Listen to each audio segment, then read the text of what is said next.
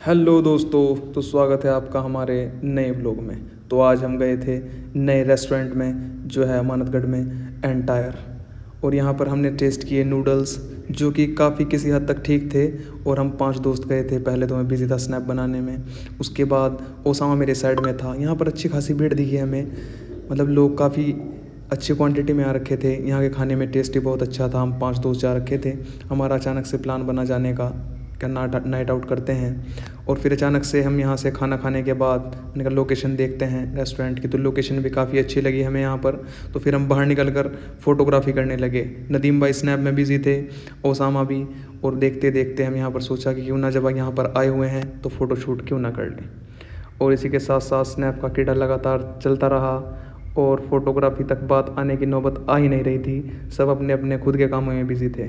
हर आदमी पोज़ बनाने के चक्कर में लगा हुआ था, कोई भी फ़ोटो क्लिक करने में ध्यान नहीं दे रहा था। नदीम भाई अकेले फिर रहे थे साइड में, और आसिफ यहाँ पर पोज़ समझा रहे थे अनस भाई को कि कैसे कैसे कहाँ कहाँ खड़ा होना है। सब अपनी मस्ती में चूर थे। जैसे देख सकते हैं आप, गाड़ियाँ बहुत ज़्यादा तादाद में है यहाँ पर। रात का समय था, 9-10 बजे के लगभग बज रहे थे। और लोकेशन देख सकते हैं आप कितनी अच्छी है। आसिफ पूरे मज़े में हैं और सभी घूमने में मस्त हैं। और यहाँ पर शूटिंग चल रही है। यहाँ पर मैं फ़ोटोग्राफी के लिए तैयार, और आसिफ मेरे सामने कैमरा लेकर चल रहा है, मुझे पोज बता रहा है। और फिर ऐसे ही हम घूमते फिरते रहे। हमने सोचा चलो घर की ओर चला जाए। फिर हम चल दिए। और ये देख सकते हैं आप, नानक सरोवर एंटायर बगल बगल में है। फिर हमने गाड़ी में बैठकर घर का रुख किया और रात के सफ़र का मज़ा लिया। फिर पहुंच गए हम बिहारीगढ़। बिहारीगढ़ का नज़ारा ही बदल चुका है दोस्तों, देख सकते हैं आप, नया फ्लाईओवर बन चुका है। और रात के टाइम सड़कें सुनसान हो चुकी हैं। बहुत कम लोग दिख पा रहे हैं इस टाइम रोड पर। फिर अनस भाई ने गाना चला दिया प्लेलिस्ट में, और मैं झूमने लगा गाने की बीट पर। और पीछे आसिफ भी पूरे मज़े में था स्नैप के साथ। और चलते चलते हमारा सफ़र बिहारीगढ़ के काफ़िले में पहुंचा। और मोहन पकौड़ी वाला देख सकते हैं आप। और टर्न आ गया हमारा बुग्गाला रोड। पुलिस की गाड़ी सामने खड़ी थी पहले, और डर लगा, लेकिन हमारी गाड़ी में ही पुलिस की टोपी रखी हुई थी। फिर हम चलते रहे और अपने बुग्गाला रोड पर चलते रहे, घर की तरफ बढ़ते रहे, क्योंकि रात बहुत हो चुकी थी। घर से कॉल आने स्टार्ट हो गए थे और हम पहुंचने वाले थे तेलपुरा। लेकिन हम पूरे मज़े में थे। अपनी पूरी टीम की ओर संदूक खोलने की तैयारी थी कि देखते हैं संदूक खोलकर कैसा लगता है। लेकिन बाहर से ठंडी ठंडी हवा आई, तो 2 मिनट बाद ही हमने संदूक बंद कर दिया। अब बात ये थी कि आसिफ को घर कैसे छोड़ें और नदीम को घर कैसे छोड़ें। अब यही मशवरा चल ही रहा था, हंसी मजाक हो रही थी कि इन्हें घर छोड़ा जाए या तेलपुरा ही उतार दिया जाए, क्योंकि अगर हम इन्हें बुधवा से ही छोड़ने जाते तो हम काफ़ी लेट हो जाते। कोई नहीं, हमारा प्लान बना के इन दोनों को बुधवा से ही छोड़ देते हैं। और बहुत देर तक बहस चली कि चलो बुधवा से ही चलते हैं, वरना ठंड में तुम ठिठुर जाओगे।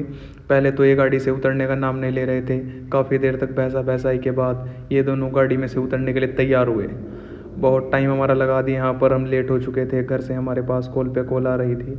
आसिफ तो उतर गया, लेकिन नदीम नहीं उतर रहा था। फिर पता नहीं कैसे समझा बुझा कर इसे उतारा।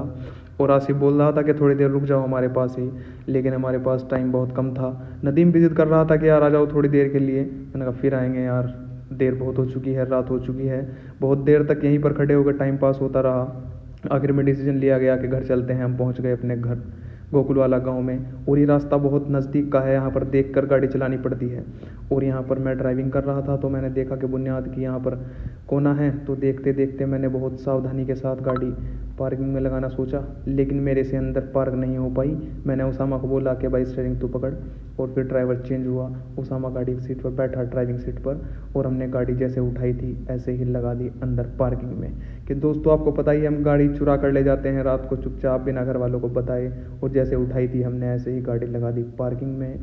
तो दोस्तों, आप कभी भी रात के टाइम ज़्यादा लेट तक बाहर ना घूमें, क्योंकि बच्चे पकड़ने वाले घूम रहे हैं। और सावधानीपूर्वक हम गाड़ी खड़ी करने के बाद चल दिए अपने घर की ओर। और दोस्तों, समाप्त होता है हमारा ब्लॉग। उम्मीद है अच्छा रहा होगा। बाय।